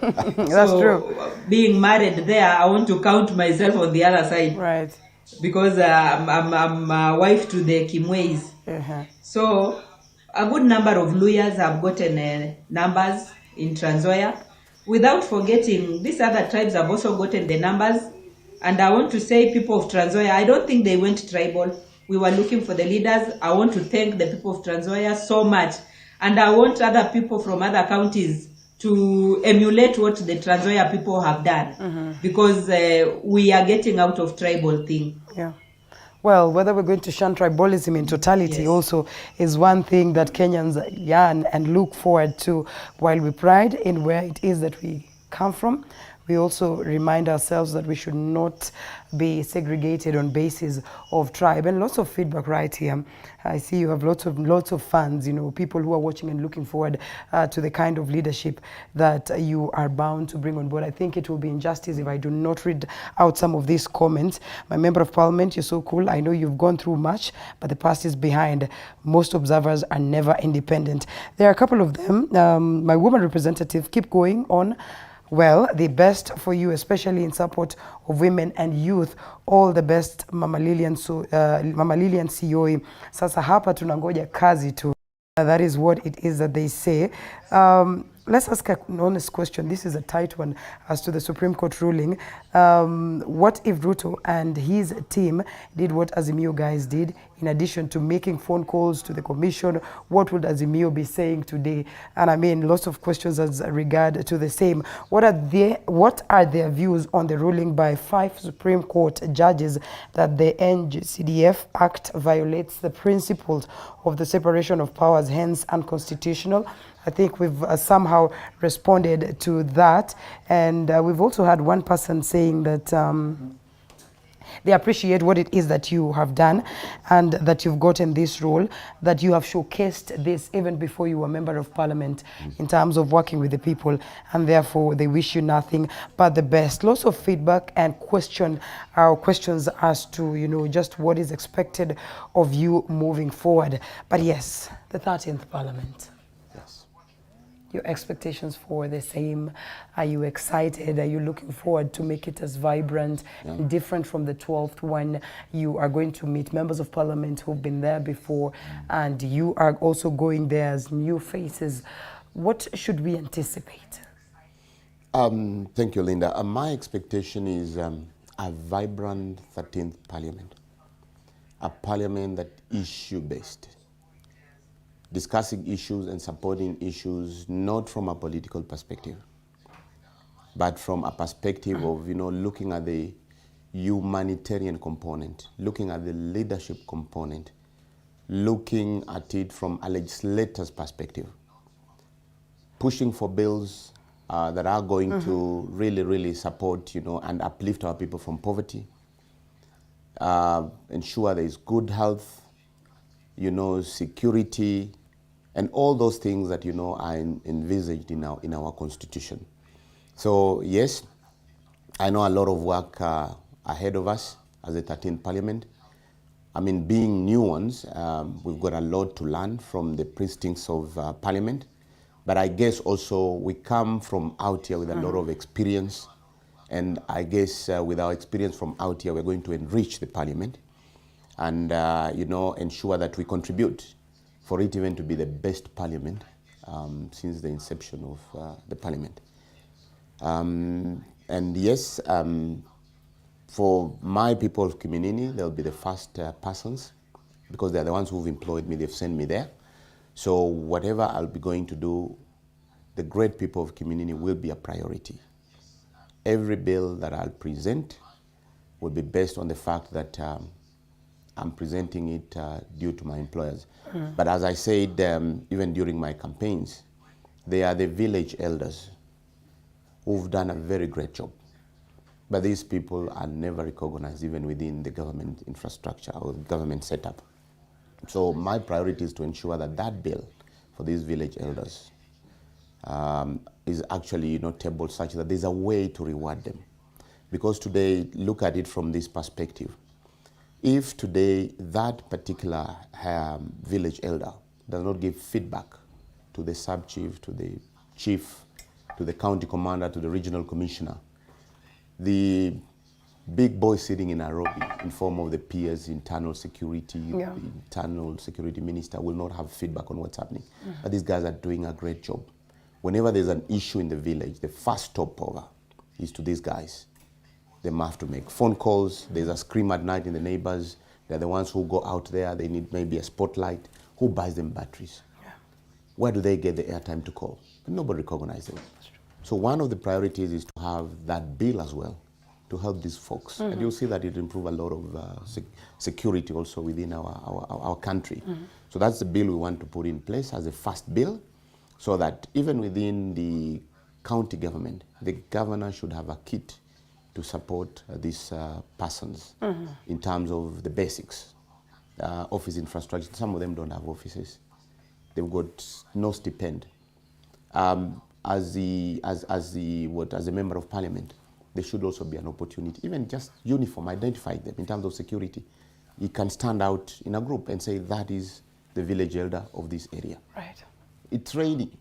Roads are bad. These guys, how do they move? Even that's within that budget, to be able even to get them like gumboots, get them those uniforms, spotlight. They are ahead. An example, through the county, let there be a motorcycle, fueled, so that can also help to enhance things like patrols, their airtime. So those are some of the things we're really going to look at.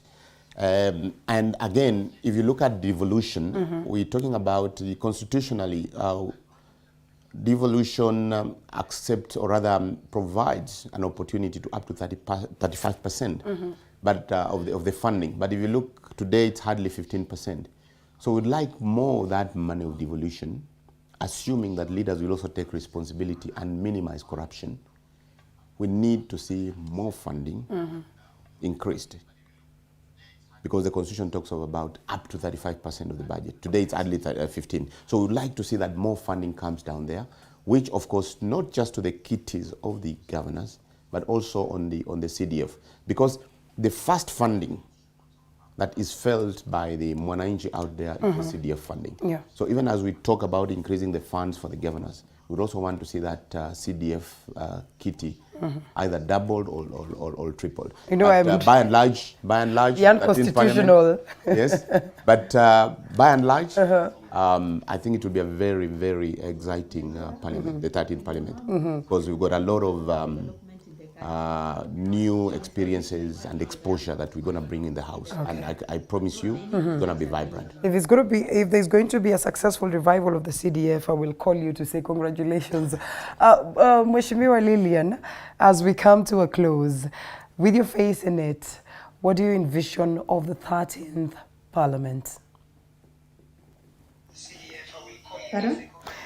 I am saying, as we come to a close, with your face in it, what do you envision of the 13th Parliament?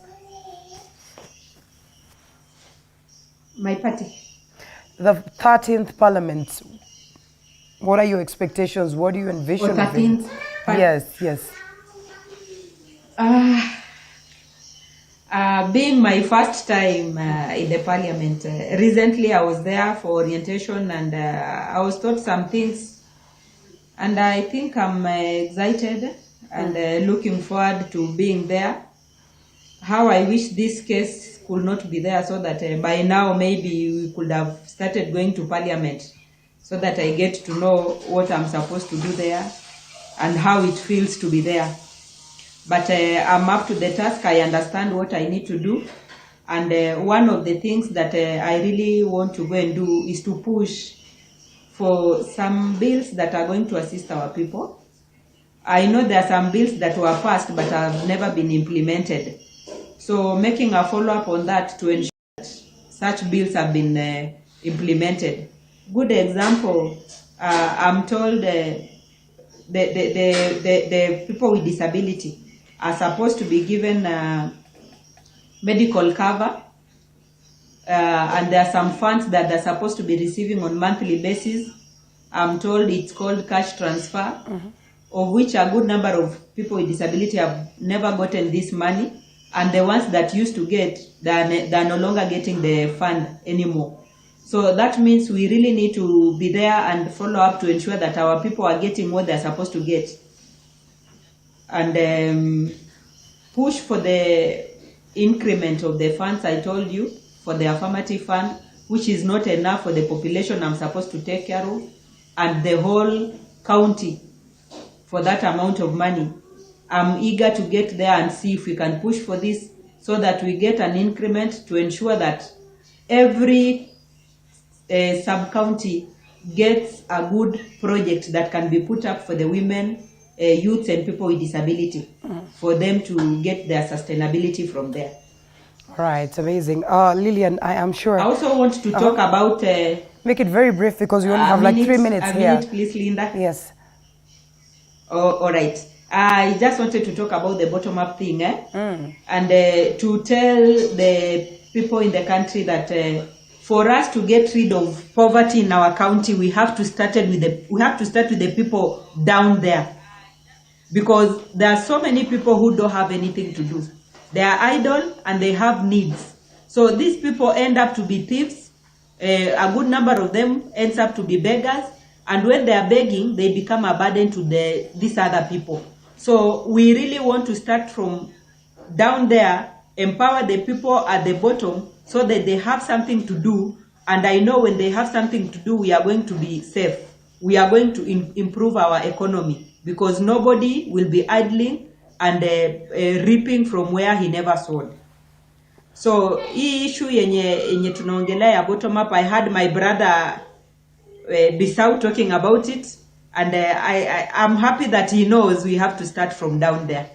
And welcome to where you started from. I know you are the one who welcomed me to UDA bottom up. You used to tell me so many good things about bottom up, and you ran away, left me there. So welcome, my brother. Let's start from where we started from.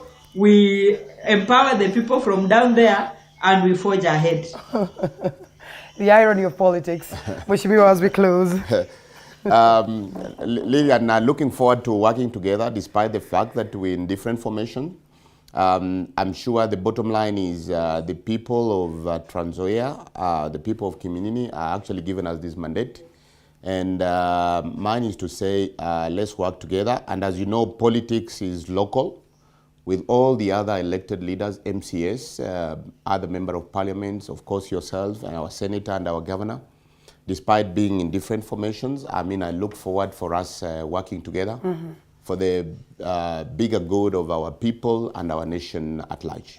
Yeah. Asante sana, and I'm sure that this is just the beginning of this, engagements, and we look forward to have you some other time. We'll be taking you to account on several occasions on how then you are managing your constituency, as well as Mheshimiwa Lillian on how then she's running the activities of the county as Mama County.